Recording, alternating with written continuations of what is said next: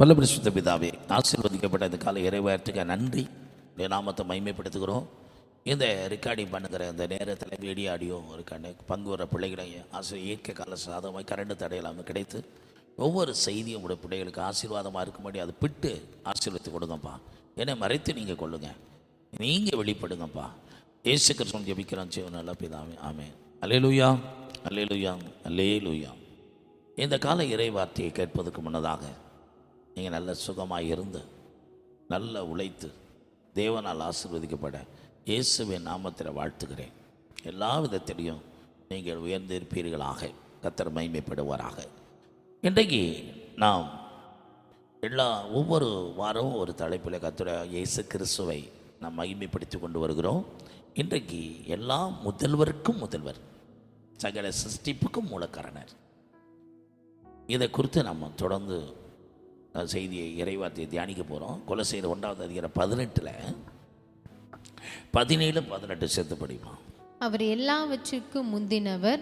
16 கூட 16 கூட படி. ஏனென்றால் அவருக்குள் சகலமும் சிருஷ்டிக்கப்பட்டது, பரலோகத்தில் உள்ளவைகளும் பூலோகத்தில் உள்ளவைகளும் ஆகிய காணப்படுகிறவைகளும் காணப்படாதவைகளுமான சகல வஸ்துக்களும், சிங்காசனங்களானாலும் கர்த்தத்துவங்களானாலும் துரைத்தனங்களானாலும் அதிகாரங்களானாலும் சகலமும் அவரை கொண்டும் அவருக்கென்றும் சிருஷ்டிக்கப்பட்டது. அவரை கொண்டும் அவருக்கென்றும் சிருஷ்டிக்கப்பட்டது. அவர் எல்லாவற்றிற்கும் முந்தினவர். எல்லாவற்றிற்கும் முந்தினவர். எல்லாம் அவருக்குள் நிலை நிற்கிறது. எல்லாம் அவருக்குள் நிலை நிற்கிறது. அவரே சபையாகிய சரீரத்துக்கு தலையானவர். அவரே சபையாகிய சரீரத்திற்கு தலையானவர். எல்லாவற்றிலும் முதல்வராய் இருக்கும்படி, எல்லாவற்றிற்கும் முதல்வராய் இருக்கும்படிக்கு அவரே ஆதியும் மரித்தோரிலிருந்து எழுந்த முதற் பேருமானவர். ஆமென். எல்லாவற்றிற்கும் அவர் முதல்வராய் இருக்கும்படிக்கு, எல்லாவற்றிற்கும். ஏன்னா முழு உலகத்திற்கும் பிதா தம்முடைய குமாரனை முதல்வராச்சிட்டார். இவர் சீஃப்னா ஒரு பிரைம் மினிஸ்டர் வைங்களேன், நம்ம பிதா. அப்படிப்பட்ட முதல்வர், இவர் முதல்வருக்கெல்லாம் முதல்வர். தன் குமாரனை கொண்டு அந்த வார்த்தையை கொண்டே சிருஷ்டித்து சகல அதிகாரமும் அவர் பாதத்துக்கு கீழே கொண்டு வந்துட்டார். அப்போ இந்த தமிழ்நாடை பொறுத்தளவு நம்ம சிஎம் ஒரு சைன் போட்டால் தான் இந்த நாட்டில் இருக்கிற ஒவ்வொரு அதிகாரங்களுக்கும் அவர் சைன் இருந்தால் தான் செயல்படும். அப்போ தான் அந்த அங்கீகாரம் கொடுக்கப்பட்டிருக்கிறது. அதே போல் நம்ம முதல்வராக இருக்கிற கர்த்தராகிய இயேசு கிறிஸ்து முதல்வருக்கெல்லாம் முதல்வர். இந்த வானத்தின் பூமியிலேயும் கர்த்தராகிய இயேசு என்ற நாமத்தில் நீங்கள் கூப்பிடும்போது அவருடைய உத்தரவின் பேடி தான் இந்த உலகத்தில் எதுவுமே நடக்கும். அதனால தான் மத்தேயுல எழுதின சுவிசேஷத்தில் 6வது அதிகாரத்தில் 33 முதலாவது தேவனுடைய ராஜ்யத்தை தேடுங்க அப்படிங்கிறார். முதலாவது நீங்கள் தேடுங்க, முதல்வருடைய ராஜ்யத்தை தேடுங்க, மற்றதெல்லாம் நமக்கு கிடைக்கும். வசிங்க 6:30. முதலாவது தேவனுடைய ராஜ்யத்தையும் அவருடைய நீதியையும் தேடுங்கள், அப்பொழுது இவைகள் எல்லாம் உங்களுக்கு கூட கொடுக்கப்படும். முதல்வருடைய ராஜ்யத்தை தேடுங்க, கர்த்தராகிய இயேசு கிறிஸ்துவோட ராஜ்யத்தை தேடுங்க. பரமண்டல எங்கள் பிதாவின்னு சொல்லப்படுகிறது. பரலோகத்தில் செய்யப்படுவது போல அந்த பூலோகத்தில் அங்கே செய்யப்படுறது. இங்கே எந்த ஒரு நன்மையான ஈவும் பூரணமானவரும் பரலோகத்திலிருந்து உண்டாகி ஜோதியில் பிதாவிடத்தில் தான் இறங்கி வரணும். இந்த பூமியில் எந்த நன்மையும் நமக்கு கிடையாது. ஒரு காற்று வீசினாலும் மழை பெய்தாலும் அப்போ முதல்வருடைய கட்டளையின்படி தான் நடக்கணும். அந்த இயேசு தன்னை பின்பற்ற சீசர் சொன்னார், நீங்கள் உலகம் எங்கும் புறப்பட்டு போங்கன்னு சொல்லிட்டு சொன்னார். வானத்தின் பூமி சகல அதிகாரம் எனக்கு கொடுக்கப்பட்டிருக்கிறது. சகல அதிகாரத்தையும் ஆளுகிறவர்.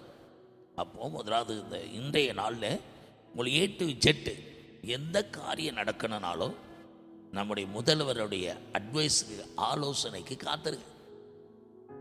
நித்தமும் நடத்துகிறவர்.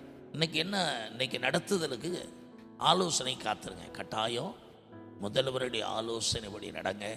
முதலாவது அவருடைய ராஜ்யத்தை தேடுங்க, மற்றவைகளை உங்களுக்கு கூடவே கட்டாயம். அவருடைய ராஜ்யத்தை தேடினா உங்களுக்கு தேவையான நன்மைகளை அவர் கூடவே சேர்த்து கொடுத்துருவார். அப்போ தேவனுடைய ராஜ்யம் புசிப்பும் குடிப்பும் அல்ல, அது தேவ பலத்தில் இருக்குது, வார்த்தையில் இருக்கிறது.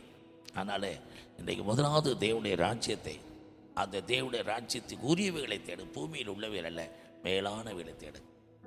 கட்டாயம் இந்த பூமியில் இருக்கிற எல்லா நன்மைகளையும் அவர் நம் கூடவே தருவார். கொலைசேர் சபைக்கு பவுல் எழுதும்போது தான் பூமியில் மேலான வேலை தேடு.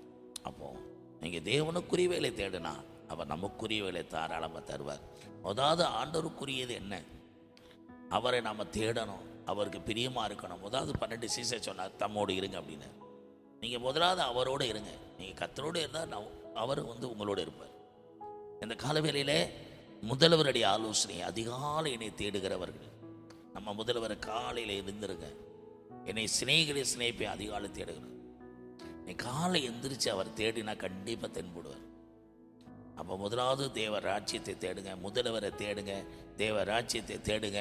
மற்ற எல்லாமே உங்கள் வீட்டில், உங்கள் வீட்டுக்குரிய காரியங்களை, பிள்ளைகள், குடும்பம், கணவன், மனைவி, எல்லா ஆவி, ஆத்மா, சரீரம், எல்லா நன்மைகளும் உங்களுக்கு கூடுதலாகவே கிடைக்கும்.